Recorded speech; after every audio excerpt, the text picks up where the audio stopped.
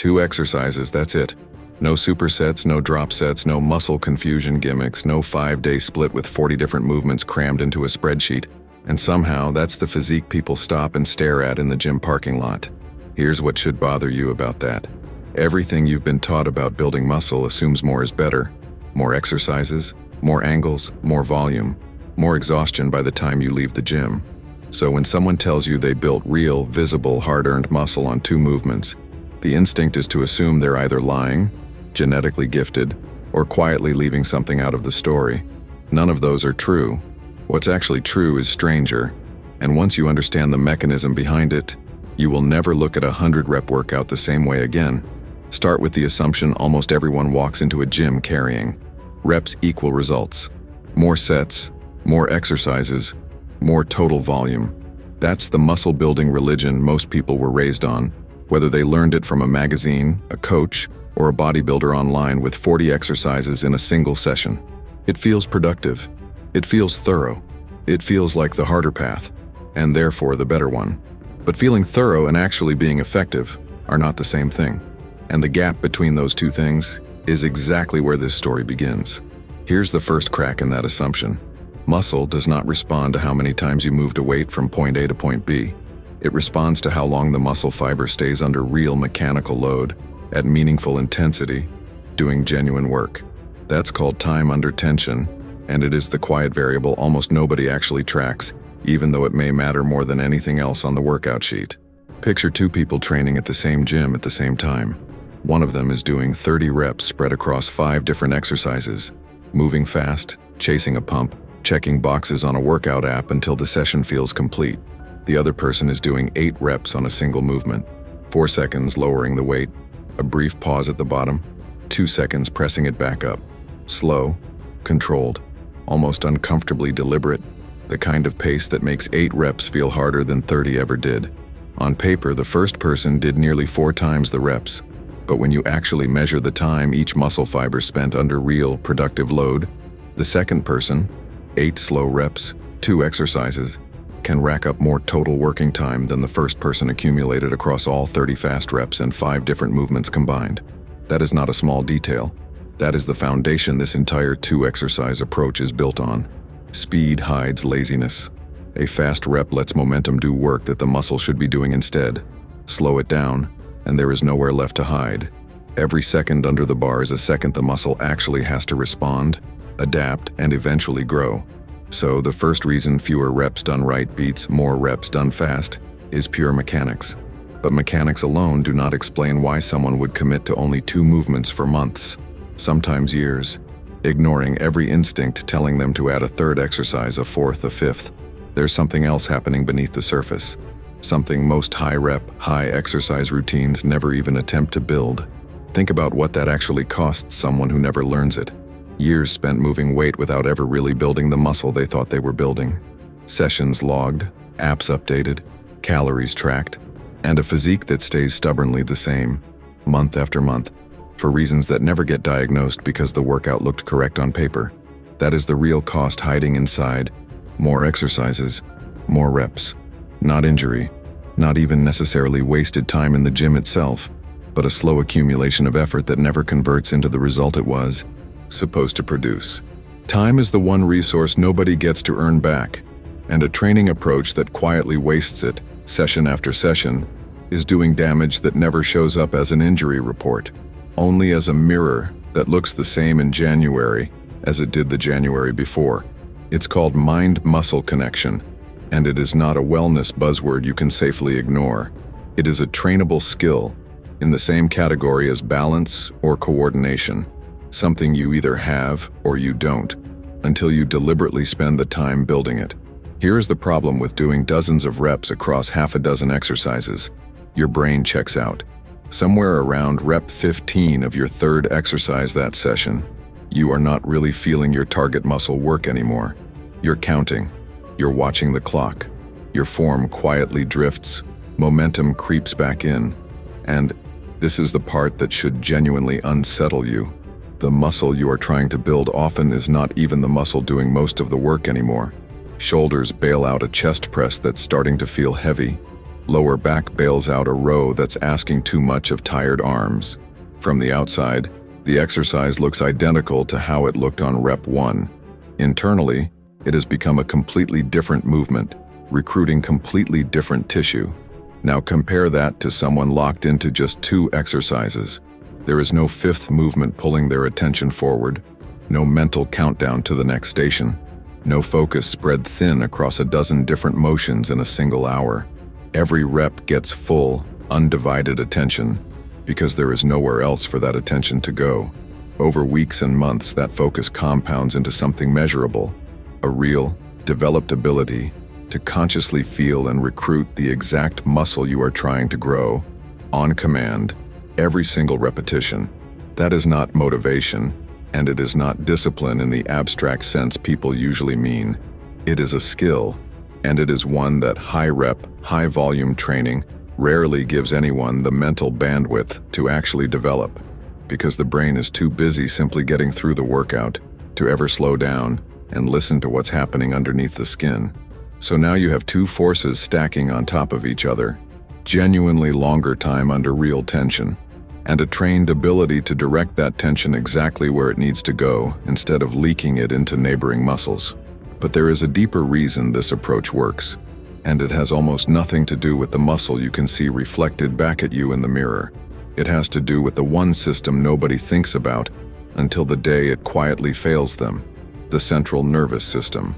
Heavy, demanding compound lifts do not just tax the muscle fibers doing the visible work.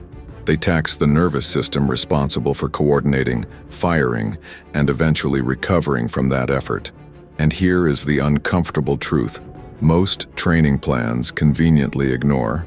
For a huge number of people, central nervous system fatigue, not raw local muscle soreness, is the actual bottleneck standing between them and their next genuinely good session. You can feel physically recovered, muscles not sore to the touch, sleep was decent the night before, and still walk into the gym flat, weak, unable to produce the output you had 3 days earlier, because your nervous system has not caught up yet, even though your muscles quietly have. High-rep, low-intensity training barely touches this system at all. It's easy on the nervous system precisely because it is not demanding enough to genuinely stress it, which sounds, on the surface, like a good thing, right up until you realize that is also exactly why it produces weaker long-term results.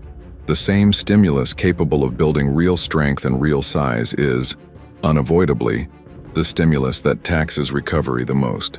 There is no version of meaningful progress that quietly skips paying this cost. This is where the 2 exercise approach wins in a way that has almost nothing to do with the exercises themselves. Fewer heavy, demanding movements means the nervous system is not being drained across 5, 6, 7 different lifts inside a single session. The recovery cost gets concentrated, managed, respected, instead of spread thin across a dozen movements and ignored until it eventually forces a plateau nobody in the gym can even explain. Which raises an obvious question, one worth sitting with for a moment.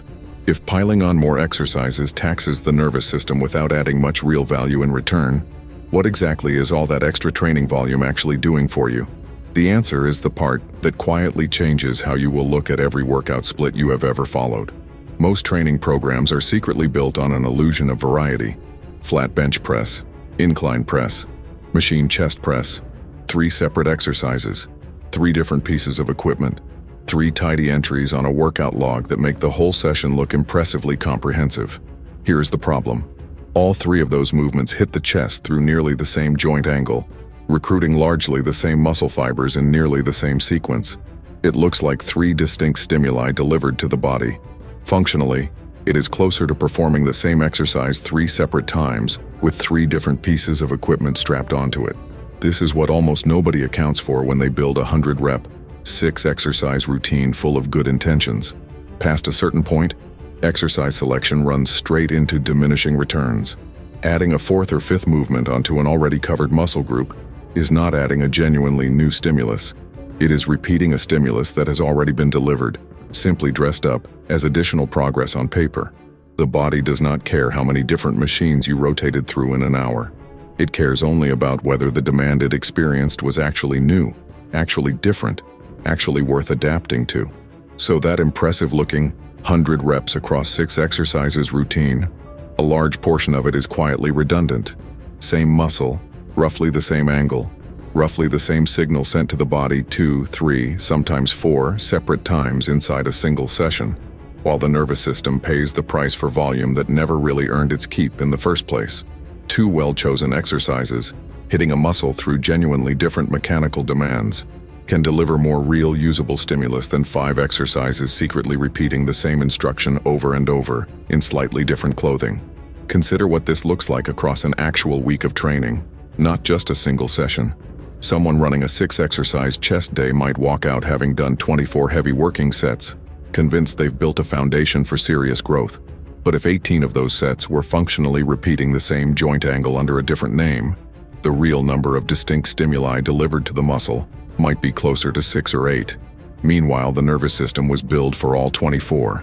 That mismatch, real cost, partial benefit, is exactly the kind of gap that stays invisible until someone actually sits down and maps which exercises are training which angle, and realizes half the workout was insurance against a stimulus that had already been delivered twice over. And that brings us to the piece that ties everything else together.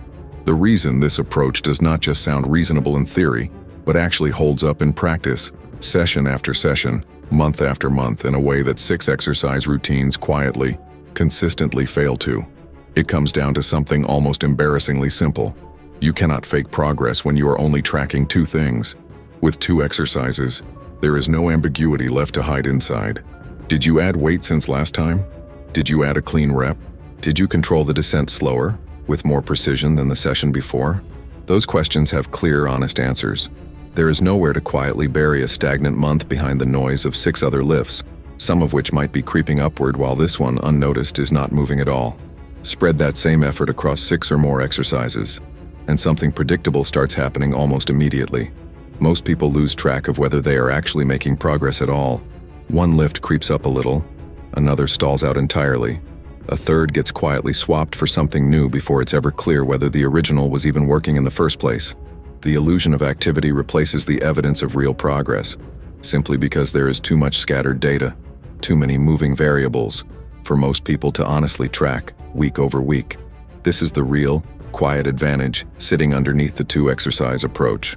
It is not that fewer exercises hold some kind of hidden magic. It is that fewer exercises make it nearly impossible to fool yourself. Progressive overload, the one truly non-negotiable requirement for building real muscle, becomes something you either did or did not do, plainly visible, week after week, with nowhere left to hide. So here is what was actually happening the entire time, underneath the surface of, I built this physique with only 2 exercises. It was never really about the number 2 itself. It was about time under tension that 100 rushed reps could never fully match. About a mind-muscle connection that scattered attention across 6 movements simply cannot build. About a nervous system finally allowed to recover, instead of being quietly drained across redundant, overlapping movements. About exercise selection that stopped repeating the same underlying stimulus dressed up under a different name. And about a form of progress so simple to track honestly, there was no room left over to lie to yourself about it. Every one of those 5 threads points back to the exact same conclusion. The number of exercises was never the true source of the result. It was only the visible byproduct of doing fewer things at a level of intensity, attention, and honesty that most high-volume routines never actually demand of anyone who follows them. That is the uncomfortable part of this story, and also, quietly, the freeing part. You do not need more exercises. You need to stop letting more exercises give you somewhere convenient to hide. Think about what that means for the version of you standing in front of a rack of dumbbells right now, deciding whether to add a 4th exercise to today's session. The temptation will always be there, because more feels safer. More feels like insurance against wasted time. But insurance built on redundant stimulus is not protection. It is just noise wearing the costume of effort, and noise has a cost even when it feels productive in the moment. The 2-exercise approach asks for something harder than adding another movement to the list. It asks you to sit inside discomfort a little longer on fewer lifts, to actually feel the 4th second of a controlled descent instead of rushing past it, to notice honestly whether this week's weight matched last week's, instead of hiding an average session behind 5 other numbers that might look fine on their own. That is a different kind of effort than most people are used to giving. It is quieter, less impressive to describe out loud, and far more demanding to sustain than simply doing more. That is also exactly why so few people actually choose it, even after hearing the mechanism explained clearly. It is easier to add a sixth exercise than to master two. It is easier to feel busy than to feel honest about a plateau.